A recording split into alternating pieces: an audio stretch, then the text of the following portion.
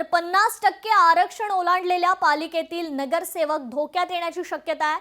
OBC प्रवर्गातून निवडून आलेले 40 नगरसेवकांवर ही धोक्याची घंटा आहे। पुन्हा निवडणूक होणार की कोर्टाकडून संरक्षण मिळणार याकडे मात्र लक्ष आहे। या संदर्भात राष्ट्रीय ओबीसी महासंघ राष्ट्रीय अध्यक्ष डॉक्टर बबनराव तायवाडे यांच्याशी बातचीत केली आहे लोकशाहीचे प्रतिनिधी ज्ञानेश्वर पवार यांनी।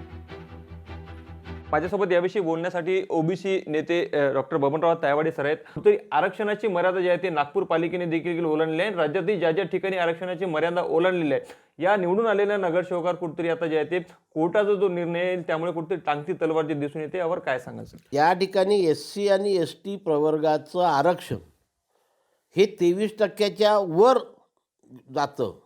म्हणजे कारण असं आहे की एससी आणि एसटी प्रवर्गाला त्यांच्या लोकसंख्येप्रमाणे आरक्षण द्यावं लागतं, त्याला कोणी कमी जास्त करू शकत नाही।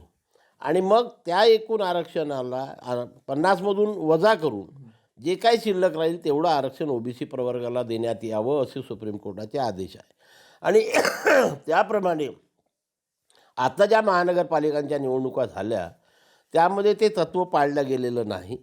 आणि म्हणून ज्या ज्या ठिकाणी एससी आणि एसटी प्रवर्गाला 23% आरक्षण दिल्यानंतर हे आरक्षण 27% ओबीसीला दिलं, त्या ठिकाणी नक्कीच हे आरक्षण 50%च्या वर गेलेलं आहे। त्या ठिकाणी यांच्यावरती टांगती तलवार जी आहे ते कायम आहे। त्यामुळे आता प्रतीक्षा आहे ती कोर्टाच्या निर्णयाची। कोर्ट काय निर्णय देतो हे पाहणं अत्यंत महत्त्वाचं असणार आहे। लोकशाही मराठीकरता मी ज्ञानेश्वर पवार, नागपूर।